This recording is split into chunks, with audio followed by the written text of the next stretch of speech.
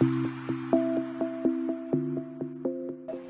to A Cichlids. Today we're going to talk about best practices that I've experienced in the aquarium hobby the last few years that I want to share with you today. And some of these will require you to buy some different kinds of equipment, but basically this is going to help with the convenience of keeping fish and also make it more enjoyable and also help to be most efficient you possibly can be. So the first thing we'll talk about are these smart timers. So these are just electrical plugs that they go into your electrical outlet, and then it's got a timer built in that connects to an app on your phone. And what you can do is you can request for the timer to turn on and off at certain times, certain days of the week, and you can also manually turn it on and off from your phone. So some of the reasons why you would need this is, the first thing is during feeding time. So what I do is I turn all of my filters off during the time that I feed my fish. The reason I do this is if you go to feed pellets or flakes or something like that, and you're dropping into your aquarium with your filters on, they're going to get sucked up by your filters, and it's going to just be more waste for your aquarium, higher ammonia levels, and your fish aren't going to consume the food, and you're going to go through more food and waste food and things like that.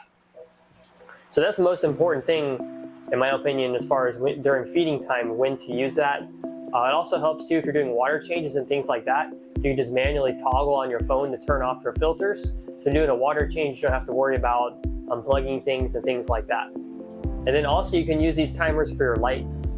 So what I do with all of the lights on all 60 of my aquariums is I have them on the smart plug timer where they turn on and off based off of the time of day. So I have them all turn on at a certain time, and then they all turn off at a certain time, and I can basically understand how much light my aquariums are getting to help reduce algae and things like that. If I have a planted aquarium, I can increase the light on that aquarium by setting a larger amount of time. And then also if I have guests over or friends over or something like that, I can toggle on my aquarium lights so I can show off my fish, right? That's what we all want to do, is show off our fish, right? So I think that's a very important thing to add in to the convenience of turning lights on and off and your filters on and off. And they have to run off Wi-Fi, so you have to understand too if the location of your aquariums are far away from your router. That can be a variable. You can buy a Wi-Fi extender, things like that. So those are all the kind of variables with those smart timers. So next thing I want to talk about is basically your filters and how to maximize the efficiency of your filters. So if you have a hang-on back filter, which I strongly disagree with, but if you have a hang-on back filter, you can buy sponge material and you can fill all the open areas of your hang-on back filter with sponge. And what this is going to do is going to create more surface area. And the more surface area you have, the more opportunity for beneficial bacteria to grow. Same thing for canister filters, is you can add more sponge material for more surface area for the stuff to grow on. And same with sumps. If you get a sump, you can have the maximum amount of sponges that you can fit that's underwater, which will allow for more beneficial bacteria to grow. Same thing for intakes. So you have an intake for a canister filter. You can put some sponge. You can buy these sponges that are inserts that will go onto the intake, which will help prevent large particles to go up inside your filter, which may potentially clog your filter. And also this is additional surface area for things to grow on, and also can help with cleaning. You can pull these sponges off and you can clean them and put them back on. So that's another thing you can do. So there's like sponge inlets. You can get them on Amazon pretty cheap. So next thing I want to talk about is going to be just the cleaning of your glass. So you have these magnetic glass cleaners. So basically what it is you have a handle that's on the outside of the aquarium. It's on one side of the glass, and then its magnetic field goes to a scrubbing device. It's on the inside of the aquarium. So basically you can clean the glass of your aquarium without having to get all inside your aquarium or use like a brush, something like that. You will have to stick your hand in the water to go from one part of the tank to like the sidewall, like from the front wall to the sidewall, in order to, it won't really go through like the silicone area. So you have to get your hand wet for that part of the process, but other than that, it's going to make it more convenient to clean your glass. It's quicker, it's easier, less of a mess. So the other best practice I have for you is cleaning your aquarium lid. So if you ever notice, if you do not clean your lid regularly, you're going to get this green algae buildup, especially where the light is. So wherever your light's located at, if you have a glass lid, right in that area is going to be the largest buildup. But this green coloring will actually change the look of the color inside your aquarium. So if you have a clean lid, you're going to get that bright color, the white color, like this kind of white coloring in the aquarium. But if you have an algae buildup on the lid, that's going to make like a green coloring inside your aquarium, almost as if you have like driftwood and you have those tannins in the water. You can almost get like that kind of a look in your aquarium because of the algae buildup. And for me, I'm not going for that look, so I'm going for the bright and clean look. So cleaning your lid is very important. The way you clean it is basically remove it and use paper towels and just wipe it off. You can buy these, scrape off some of that algae, and even it works even for that calcium buildup. You may get that calcium buildup on the top of the aquarium. But making sure at least once a month or every 2 months, you're cleaning your lid in order to have a good look. As far as when that light travels to the lid, you're getting a nice clean look. All right, the next thing to talk about is wave makers. So I have a whole video on this, but using a wave maker, it's going to clean your substrate for you, which is going to require less gravel vacuum. If you're running a strong wave maker in the aquarium, it's going to cause that buildup of uneaten food or fish waste, and it's going to kind of blow it around the water column, and it's going to make it reach your filter. So basically reach your canister inlet of your filter or your sponge filter, and that's when it's going to get, all that's going to get sucked up. It's not going to just sit on the bottom of the aquarium. So I think wave makers are very important when it comes to cleanliness of the aquarium. So the next tip I have for you is going to be surface area for your filters, again, but mainly for sumps. So if you don't have a sump, go get one. I think sumps are very good for any of your aquariums that are above 40 gallons. And using bio balls, I think, is a very good process as far as getting the maximum surface area in your aquarium. So A Cichlids actually sells bio balls. If you link to our eBay page, we do sell bio balls, but those are very important for getting the maximum surface area to help that beneficial bacteria grow, which helps for the healthiness of your water. So I think that's very important as well for a good process to follow. Another tip is with your aquarium lid.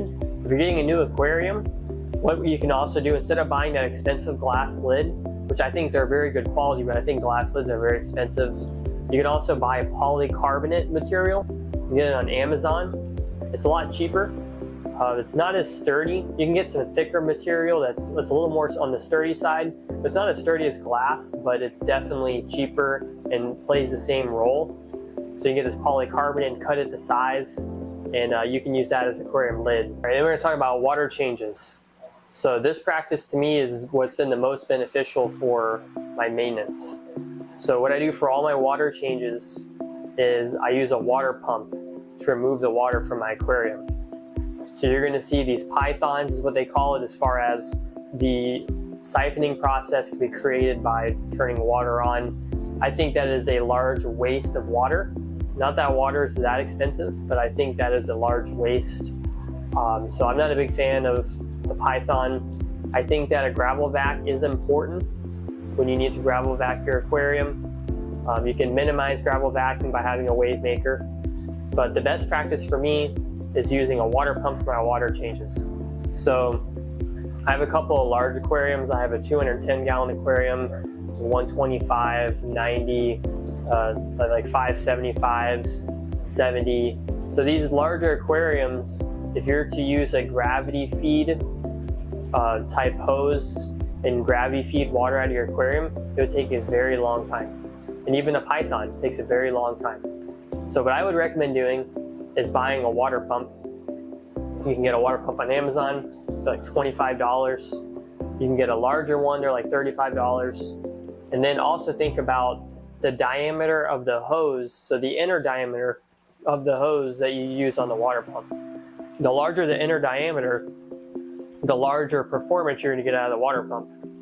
Also, the longer the hose is, the more head pressure you're going to have on the water pump, which is going to slow the flow rate as well. So you kind of want to troubleshoot and figure out what is the diameter that you're going to need to go through a window from your aquarium or through the door, and kind of understand if you need a 25 foot or a 50 foot or 75 foot or even a 10 foot, whatever you need in order to be successful. If you're in an apartment, you might need over 50 feet. So, but the inner diameter is very important for the water flow. So what I use is I use a 2,500 gallon an hour water pump, which is on a large scale. And I use a 1-inch inner diameter hose, and I can do a 50% water change on a 210 gallon aquarium in 10 minutes. In 5 minutes, I can have the water pulled out. But the hardest process is going to be getting the water back in. So what I also recommend on that is using a water source from your house that's like your outside garden hose. Your outside garden hose will actually allow a larger volume of water from your house water source than your faucet or maybe something from your bathroom or whatever you use. So the largest volume of water you can get through a hose is going to be those outside water spigots. So I use 2 of them. So I have one on like the east side of my house and one on the south side. I use both of them at the same time for filling. And that's going to be the fastest rate that I can fill up these larger aquariums. So what I typically use is I use a garden hose and I connect it to another PVC, they call it a PVC vinyl. It's not actual plastic PVC, but it's like a PVC vinyl material. I use those kinds of hose to go in through my house instead of a garden hose, and I use those to fill up my aquariums as well. I didn't mention too that hose that hooks up to my water pump for the water going out is also that PVC vinyl material. But I use a 1-inch inner diameter. You may not need something that large, but if you want to be the most efficient possible, that's what I would use, and that's what you should use, I think. And then you need an extension cord, obviously, to run these water pumps periodically through your house. You need some sort of 25-foot extension cord in order to run it. So that's very important as far as managing the amount of time you do for maintenance. So make sure you guys are looking into doing processes like that. It's very much, especially if you have multiple tanks. So I can do water changes on I have 9 aquariums that are all over 75 gallons. I can do that roughly in like an hour and a half, which is, in my opinion, that's very efficient. So make sure you're adapting these processes in your water change procedure. And you can also buy like a FX6 that has an option on it where you can actually use a water pump that's inside the FX6, and it goes to a drain line, and you can actually pump the water out of your aquarium. You gotta remember, it's only gonna pump to the level of the inlet that's inside the aquarium, but still you can utilize your filter to also change your water. I don't think I've seen very many filters that have that feature, but the FX4 and 6, they both have that, which I think is very cool. It's a very good idea. So you can also use that and kind of do 2 things at once with it. So I don't know if any other canister filter I've seen has that, but you can do that with the FX6. So, all right guys, that's all the quick tips I have for you today. Make sure you guys check out my page on YouTube, check out my Facebook page. I also have an eBay account. You can buy some fish from me. If you have any questions, feel free to leave them in a comment. I'll answer them as soon as possible. I hope you guys have a great day.